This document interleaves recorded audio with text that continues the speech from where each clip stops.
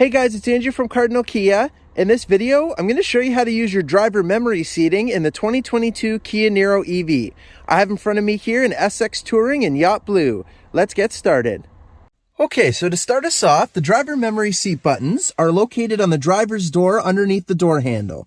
We have our set button, setting 1 and setting 2. Anytime you make an adjustment in your seat and you want to save it, you press set, and then you can press to save it as 1 or 2.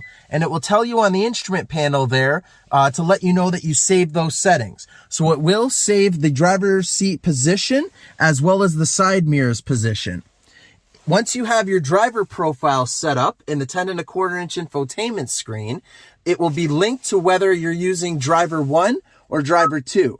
So if I go into guest and I hit change user, and I change it between 1 or 2, that also remembers the seating position based on setting 1 or setting 2. And anytime you make an adjustment in your seat, again, you just hit set and you can override whichever one it was and it will save it for you.